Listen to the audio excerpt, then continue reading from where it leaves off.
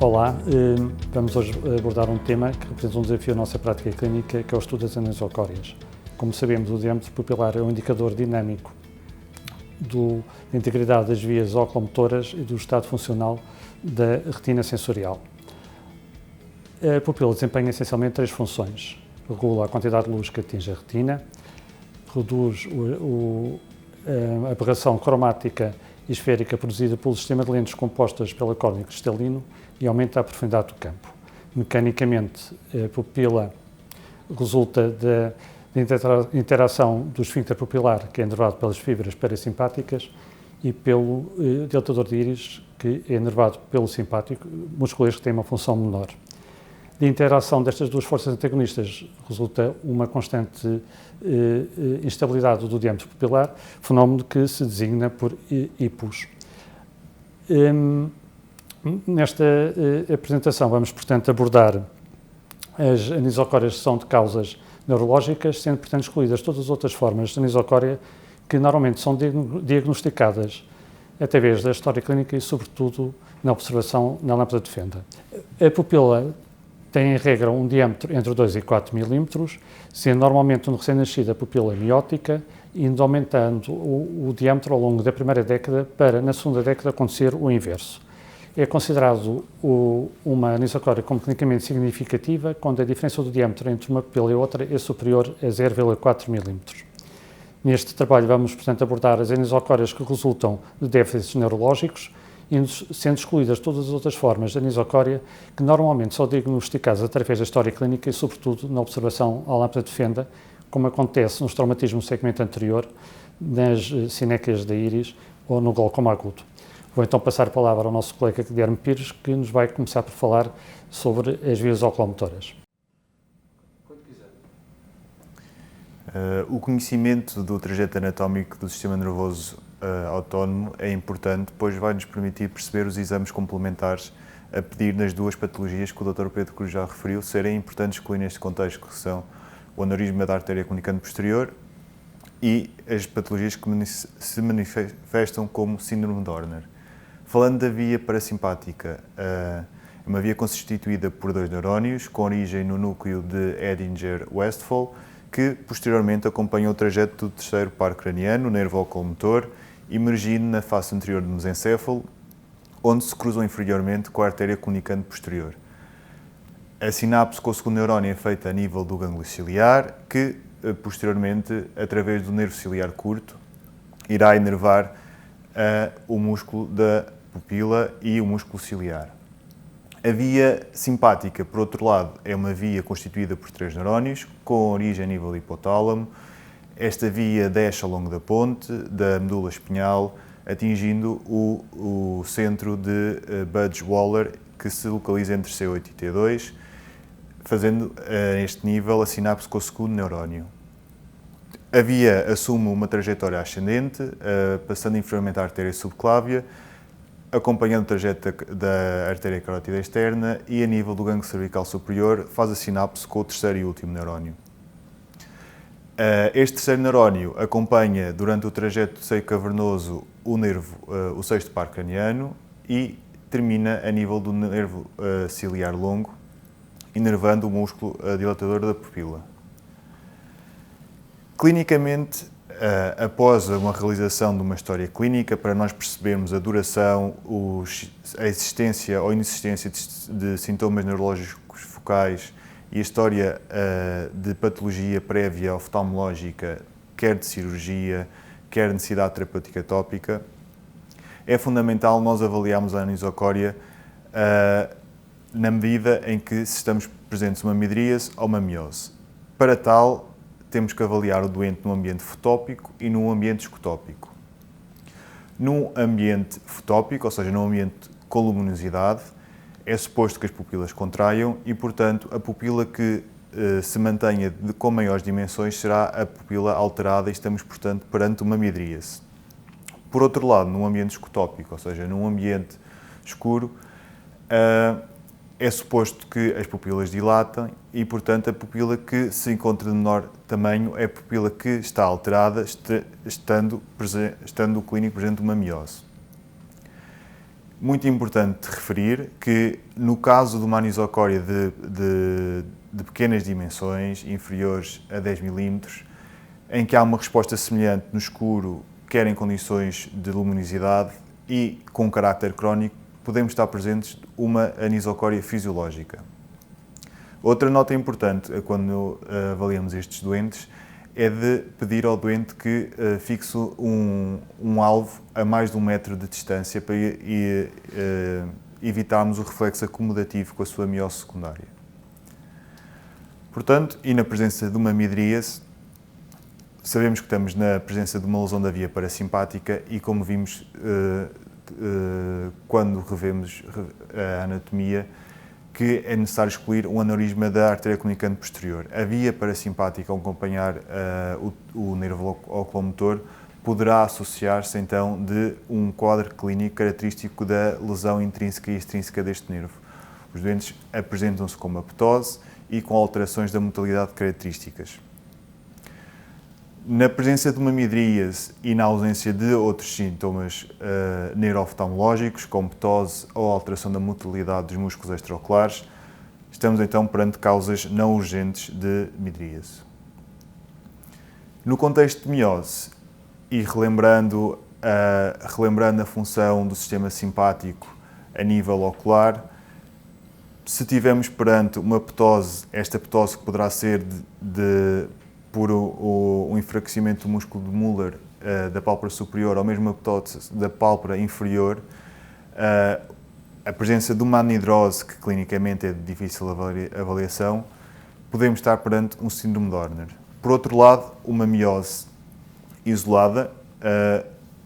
é normalmente associada a outras causas, normalmente causas farmacológicas. Apesar de não ser uma verdadeira anisocória, uma miose bilateral poderá estar presente num doente diabético, poderá ser um quadro de pupila de Argyll-Robertson, provocado por uma neurosífilis, ou poderá estar associado a outras causas intraoculares, nomeadamente sinéquias posteriores, num quadro de uma uveíte anterior de longa duração. Uma pequena nota relativa à anisocória fisiológica, apenas por ser extremamente frequente, até 20% da população poderá ter este tipo de anisocória. Relembrando,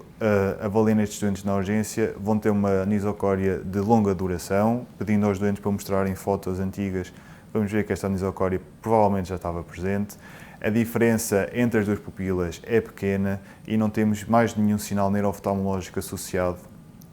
a este quadro clínico. Avaliando então as causas de midríase,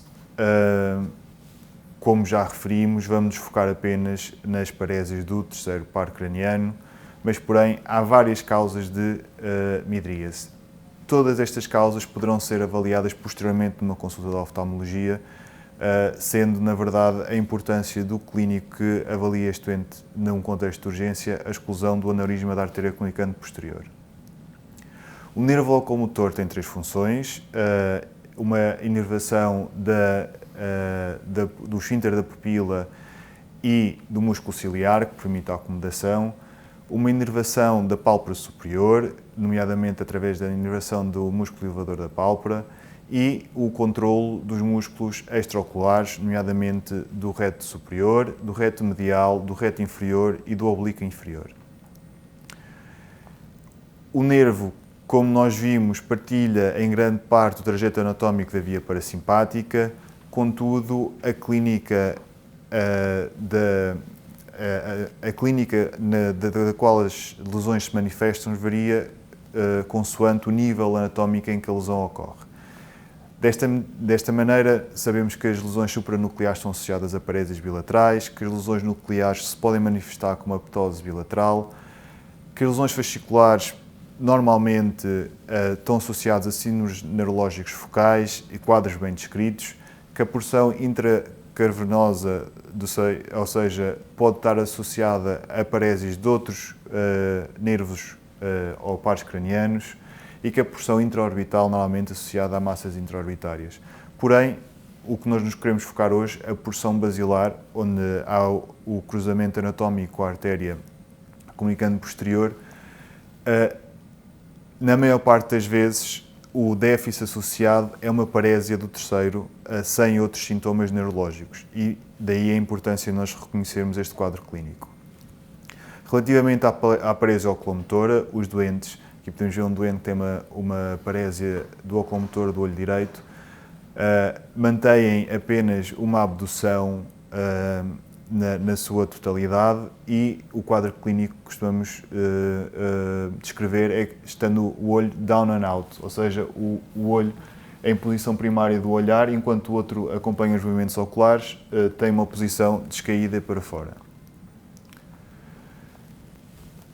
Estando diagnosticado uma parésia motora do terceiro par e avaliando o estado da pupila, de um ponto de vista da atuação clínica e na presença do envolvimento da pupila, vamos suspeitar da presença do aneurisma da artéria comunicante posterior, é necessária a realização de uma angiotac para posterior correção neuroradiológica. Por outro lado, na ausência do envolvimento pupilar, a causa mais frequente é um microinfarto por vasculopatia diabética e, portanto, um workup com análises é suficiente, não sendo necessário submeter o doente a uma neuroimagem. Relativamente à miose, como uma nota final, vamos focar a nossa atuação no síndrome de Dorner, porém há outras causas passíveis de se apresentarem clinicamente como uma miose. O síndrome de Dorner clássico é composto por uma tríade, em que os doentes se apresentam com uma miose, com uma ptose e com uma anidrose. Outros sintomas característicos de síndrome de Dorner normalmente estão associados a casos de síndrome de Dorner pediátricos, sendo o mais fácil de identificar por um não neurooftalmologista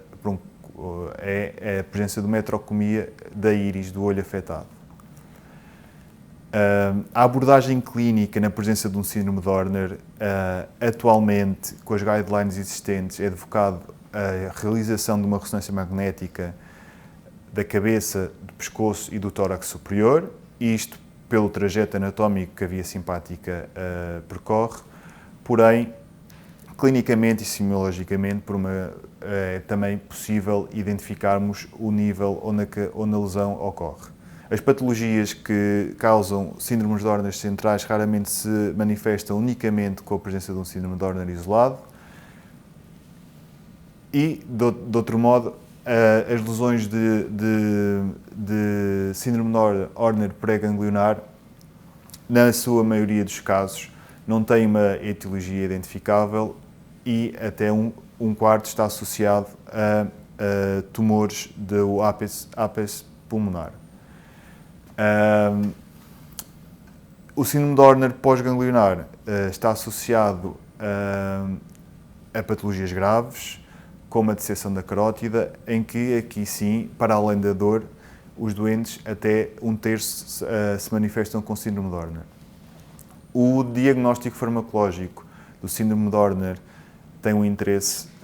clínico, porém, nesta fase, com o acesso que temos à neuroimagem quase histórico. De qualquer das maneiras, com o uso da aproclonidina, um alfa-agonista fraco, num quadro de um doente com síndrome de Dorner com mais de 5 dias de evolução, iremos assistir a um reverso da anisocória, ou seja, a pupila afetada irá dilatar, e a localização anatómica da lesão é também possível com a instilação de hidroxianfetamina, porém com a limitação que terá de ser 36 horas após a instilação da aproclonidina, o que não torna uma prática clínica viável nos dias de hoje. Apenas a título de curiosidade, uma patologia que tem vindo a ser descrita como cada vez mais frequente, a gangliopatia autoimune do sistema nervoso autónomo, é caracterizada por autoanticorpos que atingem